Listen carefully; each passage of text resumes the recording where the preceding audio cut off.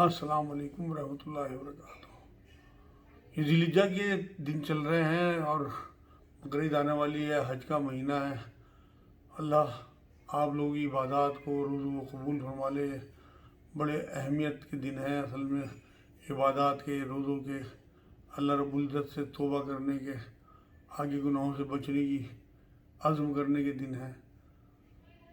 اصل میں مسلسل سوال آ رہے تھے بقرعید سے متعلق، تو مجھے لگا کہ ایک ویڈیو میں ریکارڈ کر دوں سوالات لوگوں کے ذہن میں، جس سے کہ قربانی سے متعلق ہوں یا حج سے متعلق چند باتیں وہ آپ لوگوں تک پہنچ جائیں۔ اللہ کرے اور جو بھی فائدہ اللہ پاک دلوں میں ڈالے، کوئی شر ہو تو ہم لوگوں سے دور کر دیں، جو فائدے کے پہلو ہوں تو وہ ہم تک پہنچا دے اللہ پاک۔ بسم اللہ الرحمن الرحیم۔ پہلا سوال یہ ہے کہ قربانی کے جانور کی کھال قصائی کو محنت آنے میں دے سکتے ہیں؟ نہیں دے سکتے بھائی، نبی اکرم صلی اللہ علیہ وسلم نے منع فرمایا۔ آپ اس کھال کو اگر دیتے بھی ہیں تو وہ محنتانہ طے کریں۔ مان لو 100 روپے کی آپ نے کھال دی تو وہ بھی آپ کو صدقہ ہی کرنا ہے۔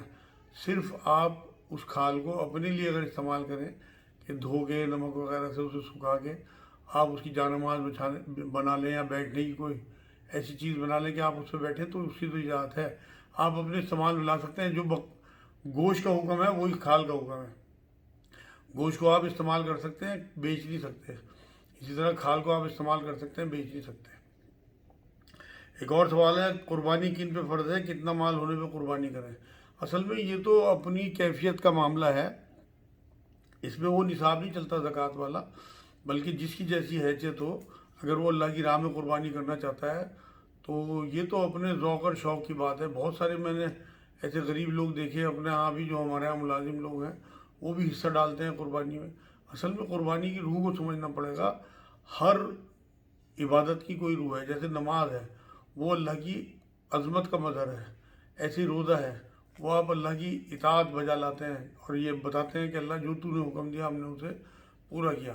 اسی طرح سے قربانی ہے، وہ یہ ایک سمبولک عبادت ہے کہ ہم اللہ کو یہ بتا رہے ہیں کہ اللہ تیرے حکم پہ ہم نے جانور قربان کیا، اور اگر ضرورت پڑی تو ہم اپنی جان بھی تیری راہ میں دے دیں گے۔ اس طرح حج کی بھی روح ہے کہ سارے تمام مسلمان، عالمی اسلام کے تمام لوگ اکٹھے ہوں اور ایک دوسرے کا کلچر، ایک دوسرے کے حالات اور معاملات جانیں، اور سب کچھ اپنا چھوڑ چھاڑ کے اللہ کی راہ میں لوگ پہنچ جائیں۔ زکوٰۃ بھی یہی ہے کہ اللہ تیرا دیا ہوا مال ہے، تیرے حکم پہ ہم 2.5% دے رہے، لیکن اگر ضرورت پڑی اپنا سب مال لٹا دیں گے۔ تو قربانی جو ہے یہ تو اپنے دل کی کیفیت کا معاملہ ہے۔ قرآن میں اللہ نے کہا کہ مجھے تمہاری قربانی کے خون اور گوشت نہیں پہنچتے، بلکہ تمہارا تقویٰ پہنچتا ہے۔ تو ہماری جو بھی کنڈیشن ہو اس کے حساب سے ہم، اگر ہماری حیثیت ہے اور ہم قربانی کر سکتے ہوں تو بالکل ضرور حصہ ڈالیں اور اللہ کو اپنے پیار کا اظہار کریں۔ ایک اور سوال ہے، کیا حیثیت ہونے پہ بھی قربانی نہ کرنا گناہ ہے؟ بھائی میرے نزدیک تو گناہ ہے، کیونکہ نبی اکرم صلی اللہ علیہ وسلم نے اس کے ساتھ وعید بیان کر دی نا۔ ایک بار نبی نے فرمایا کہ جو استطاعت ہوتے ہوئے بھی قربانی نہ کرے وہ ہماری عیدگاہ کے قریب بھی نہ آئے۔ تو یہ وعید کی بات ہے کہ نبی اکرم صلی اللہ علیہ وسلم ایسے لوگوں کو پسند نہیں فرما رہے۔ تو میرے نزدیک ضرور کرنا چاہیے قربانی، حالانکہ سنت مؤکدہ ہے اور بہت سے لوگ اسے واجب بھی کہتے ہیں، مگر یہ ہے تو سنت، پھر بھی ضرور کرنی چاہیے کیونکہ اس کے ساتھ وعید جڑی ہوئی ہے۔ ایک اور سوال یہ آیا تھا کہ خصی بکرے کی قربانی جائز ہے جبکہ شیعہ لوگ نہیں کرتے؟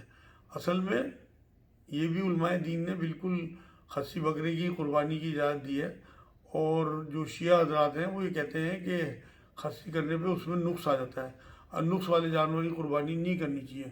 بات تو کسی حد تک ٹھیک لگتی ہے، تو لیکن علماء دین نے اجازت دی بہت اجماع کے ساتھ، سوچ سمجھ کے۔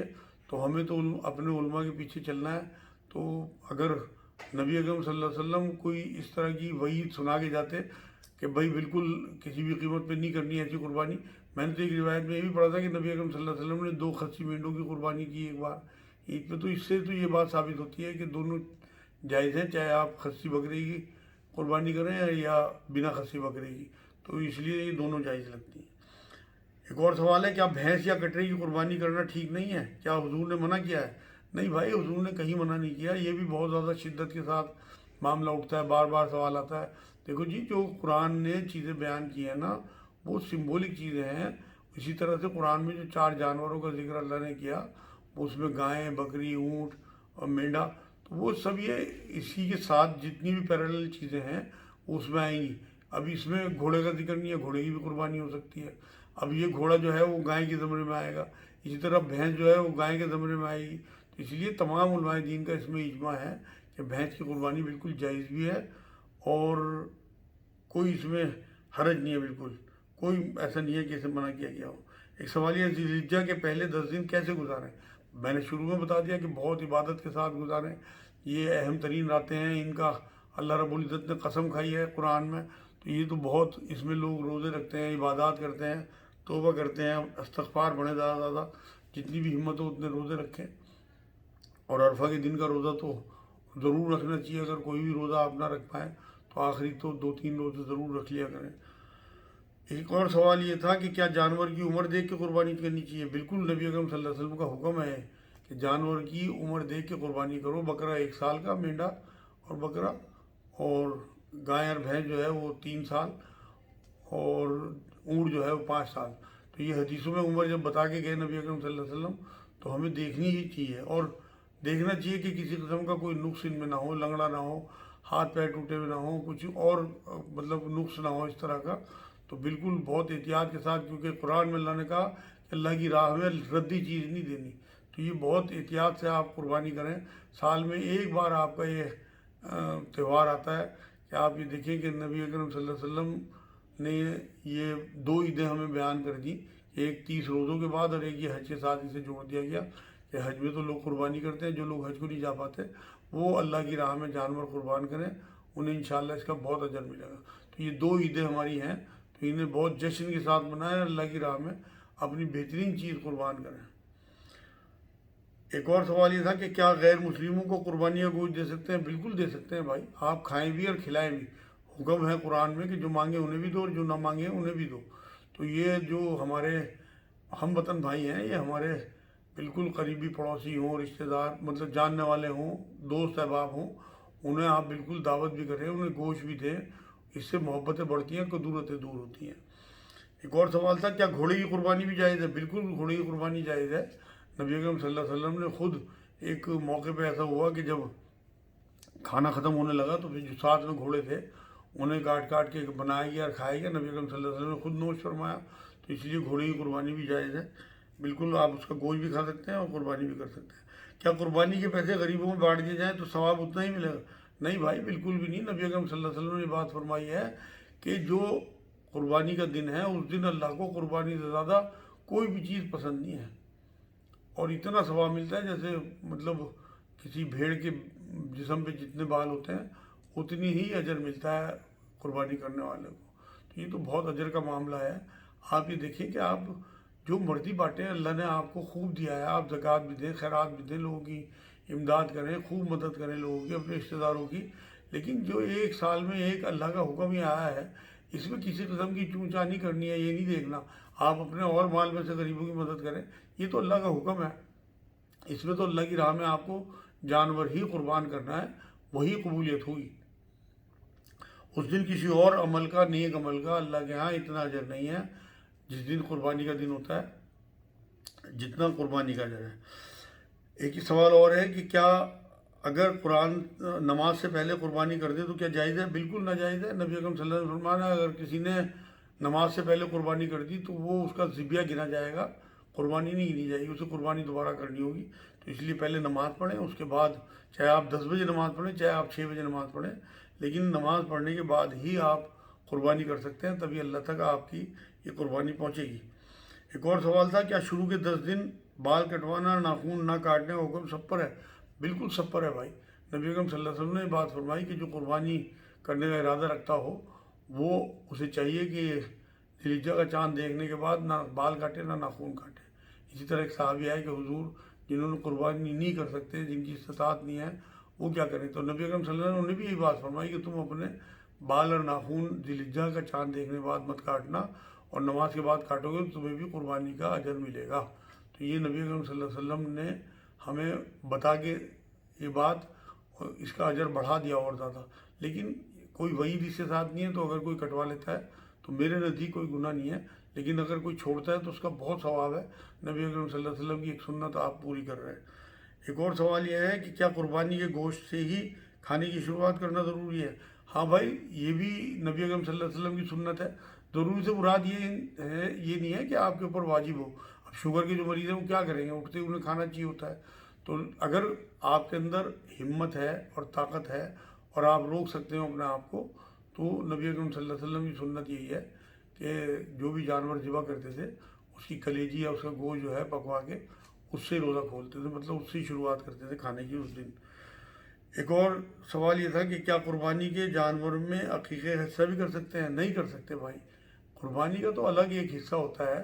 بڑے جانور میں 7 حصے کرنے کا نبی اکرم صلی اللہ علیہ وسلم نے ہمیں حکم دیا ہے، لیکن وہ بھی صرف قربانی کے 7 حصے۔ یہ ہمارے بہت سے علماء اس بات کی اجازت دیتے ہیں، جبکہ عقیقہ کا تو معاملہ یہ ہے کہ حضور نے تلقین فرمائی ہے کہ لڑکا ہو تو 2 بکرے، لڑکی ہو تو 1 بکری۔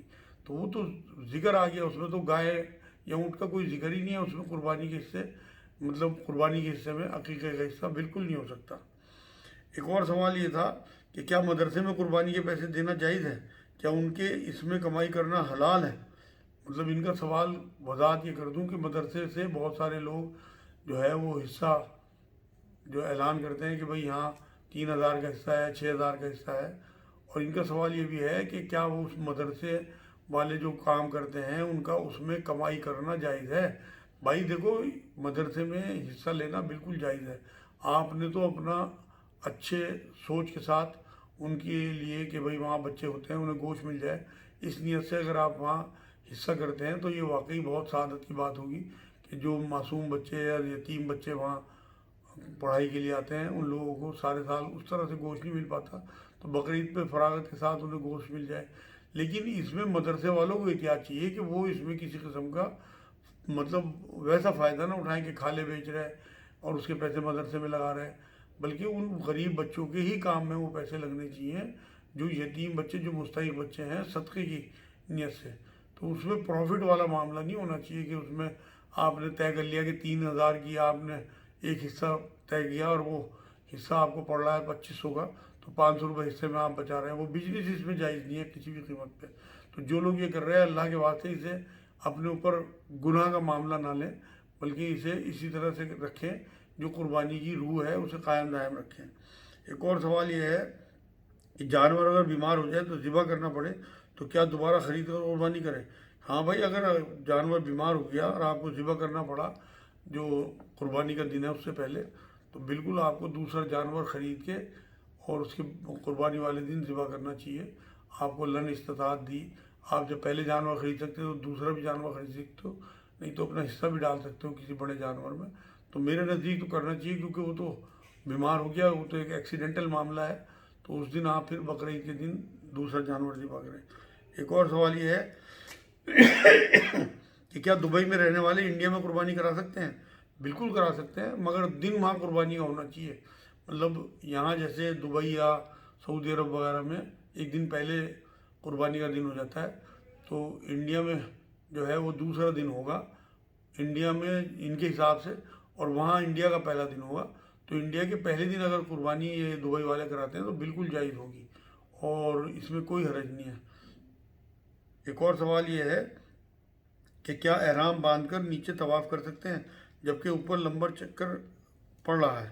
ہاں، آج کل یہ میں بھی عمرے پہ گیا تھا، میں نے دیکھا تھا کہ لوگ احرام باندھ کے کمرے سے بنا عمرے کیے ہی نیچے طواف کرتے ہیں، اس وجہ سے کہ وہ نیچے مطاف کا طواف جو ہے وہ چھوٹا پڑتا ہے، اور اوپر جو انہوں نے انتظام کیا ہے پہلی منزل دوسری منزل پہ وہ لمبا طواف پڑتا ہے۔ لوگوں کو اس سے جو ہے وہ پریشانی ہوتی ہے، تو لوگ اس لیے طواف باندھ کے اور پہنچ جاتے ہیں، طواف کر لیتے ہیں نیچے سے احرام باندھ کے۔ یہ بالکل بھی جائز نہیں ہے، دھوکہ دینا ہے۔ آپ جس ملک میں جائیں اس ملک کے قانون کو فالو کرنا آپ کی ذمہ داری ہے۔ آپ طواف زیادہ نہ کریں، چاہے جتنی ہمت ہو اتنے کریں، لیکن دھوکہ نہ کریں۔ عبادت میں کیا کسی بھی قیمت پہ کسی بھی معاملے میں دھوکہ جو ہے وہ جائز نہیں ہے۔ نبی اکرم صلی اللہ علیہ وسلم نے یہ بات فرمائی کہ جو دھوکہ دے وہ ہم میں سے نہیں ہے۔ تو وہاں آپ وہ جو ان کے اہلکار کھڑے ہیں انہیں دھوکہ دے رہے ہیں، آپ یہ بتا رہے ہیں کہ ہم عمرہ کرنے آئے ہوئے ہیں، جبکہ آپ عمرہ کرنے نہیں بلکہ آپ ایک حساب سے جھوٹا احرام باندھ کے آئے۔ تو اتنی مہنگی آپ عبادت کرنے پہنچ رہے ہیں، اتنا پیسہ لگا کے آپ، اور وہاں بھی آپ ہیلا کر رہے ہیں یا بہانہ کر رہے ہیں یا ڈرامے بازی کر رہے ہیں یا جھوٹا احرام باندھ رہے ہیں، بالکل مناسب نہیں ہے۔ اپنی عبادتوں کی حفاظت کریں۔ بہت مہنگا سفر اور بہت مشکلوں کا معاملہ ہو گیا اور حالات آپ کے سامنے ہیں، تو اس لیے اپنے عمرے کو بھی اور حج کو بھی بہت پاک صاف کر کے لائیں وہاں سے۔ ایک اور سوال آخری آج کا کہ طواف کے بیچ میں وضو ٹوٹ جائے تو کیا دوبارہ وضو کریں یا 7 چکر پورے کر لیں؟ بالکل، اگر آپ کا وضو ٹوٹ جاتا ہے طواف کے بیچ میں تو آپ کو دوبارہ وضو کرنا ہے، کیونکہ بنا وضو کے طواف نہیں ہے۔ وضو صرف مین چیز 2 ہی چیزوں کے لیے ضروری ہے، ایک طواف اور ایک نماز۔ اور طواف میں بس یہ فرق ہے کہ آپ ادھر ادھر بھی دیکھ سکتے ہیں اور بات بھی کر سکتے ہیں، نماز میں آپ ادھر ادھر نہیں دیکھ سکتے نہ بات کر سکتے ہیں۔ یہ میں بتا دوں کہ اگر کسی نے 4 چکر پورے کر لیے ہوں، اس کا وضو ٹوٹ گیا ہو، تو وہ جا کے وضو کر کے باقی کے 3 چکر پورے کر لے اور وہیں سے شروع کر دے طواف جہاں سے اس نے چھوڑا تھا۔ یہ بھی ضروری نہیں کہ حجر اسود سے ہی دوبارہ شروع کرے، جہاں اس نے بریک کیا تھا وہیں سے وہ سٹارٹ کر سکتا ہے۔ لیکن اگر 1-2 چکر کے بعد اس کا وضو ٹوٹ گیا تو پھر اسے شروع سے ہی کرنا چاہیے۔ تو یہ آج کے چند سوال تھے جو میں ضروری سمجھ رہا تھا۔ کچھ اور سوال ہیں انشاءاللہ پھر ایک آدھ دن میں اگر موقع لگا تو ایک ویڈیو اور بنا کے آپ لوگوں کی سہولیت کے لیے ڈالوں گا انشاءاللہ تعالی۔ وما علینا الا البلاغ۔ السلام علیکم ورحمۃ اللہ وبرکاتہ۔